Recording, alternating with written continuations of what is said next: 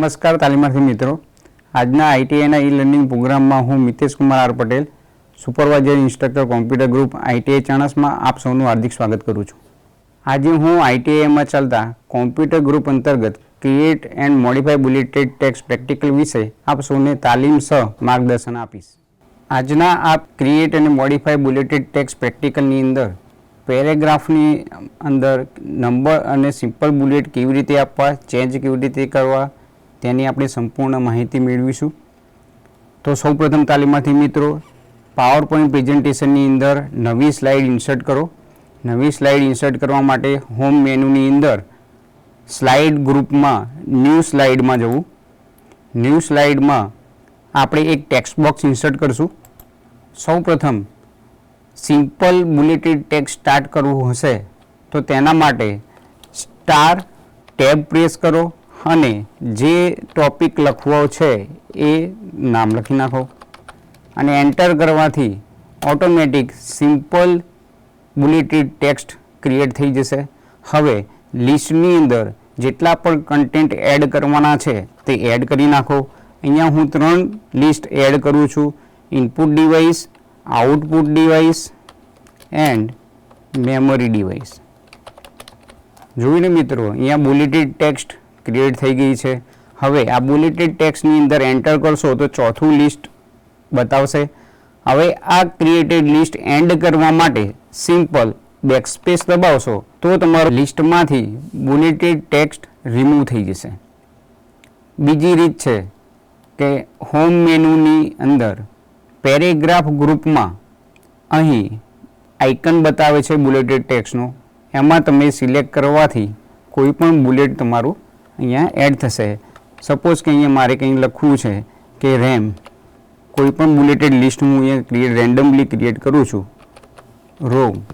તો આ રીતે તમે મેનુ દ્વારા પણ બુલેટેડ ટેક્સ્ટ ક્રિએટ કરી શકાય છે.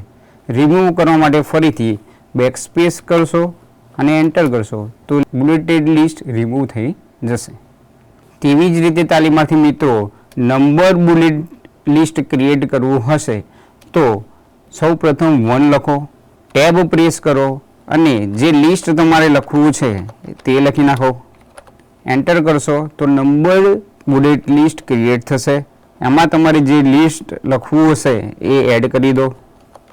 સેમ એ જ રીતે બેકસ્પેસ કરવાથી કન્ટિન્યુડ બુલેટેડ લિસ્ટ રિમૂવ થઈ જશે.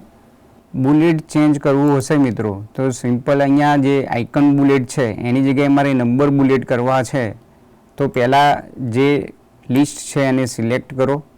હોમ મેનુની અંદર પેરેગ્રાફ ગ્રુપમાં જઈને સિમ્પલ મારે 1 2 3 લખવા હશે તો એના નંબરિંગ લિસ્ટ આઇકન ઉપર ક્લિક કરશો તો જે બુલેટેડ આઇકન લિસ્ટ હતું એ નંબર આઇટમ લિસ્ટ થઈ જશે.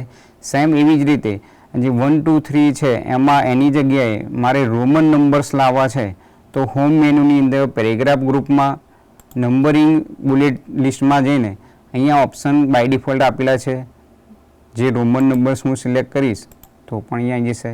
એવી જ રીતે મિત્રો, જે આ લિસ્ટ છે એની અંદર મારે ABCD લિસ્ટ લાવવું છે તો સિલેક્ટ કરો.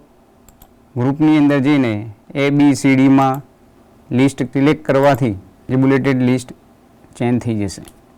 હવે તાલીમાર્થી મિત્રો, જેમ અહીંયા બ્લેક ડોટ આઇકન છે એની જગ્યાએ મારે નવું આઇકન કસ્ટમાઇઝ રીતે જેમાં અહીંયા બાય ડિફોલ્ટ આપ્યા છે એના સિવાયના મારે નવા આઇકન એડ કરવા છે તો હોમ મેનુની અંદર પેરેગ્રાફ ગ્રુપમાં બુલેટેડ લિસ્ટમાં જઈને બુલેટ અને નંબરિંગમાં જઈને અહીંયા કસ્ટમાઇઝ ઓપ્શન જે છે એના ઉપર ક્લિક કરવાથી કોઈ નવા જે કન્ટેન્ટ કે નવા આઇકન છે એ તમે એડ કરી શકાય છે. સપોઝ કે મારે આ એરો કરવો છે, સિલેક્ટ કરવાથી અને ઓકે કરવાથી એના આઇકન ચેન્જ થઈ જશે. એ રીતે તમે નવા આઇકન ચેન્જ કરી શકાય છે. તેવી જ રીતે નંબર બુલેટ લિસ્ટની અંદર ઇન્ક્રીઝ અને ડિક્રીઝ ઇન્ડેન્ટ લિસ્ટ ક્રિએટ કરવા માટે જે ટોપિકમાં સબ ટોપિક ક્રિએટ કરવો છે એની ઉપર ક્લિક કરો. અહીંયા હું આઉટપુટ ડિવાઇસમાં નંબર્ડ ઇન્ડેન્ટ લિસ્ટ ક્રિએટ કરું છું તો ત્યાં જઈને ક્લિક કરીને એન્ટર મારીશ.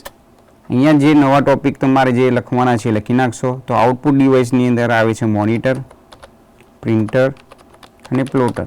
આ હું 3 ડિવાઇસ એડ કરું છું. અને એને મારે સબ ટોપિક ક્રિએટ કરવા છે આઉટપુટ ડિવાઇસના, તો હોમ મેનુની અંદર પેરેગ્રાફ ગ્રુપમાં ઇન્ક્રીઝ લેવલ ઇન્ડેન્ટ કરવાથી એ મારા શું થઈ જશે? સબ ટોપિક.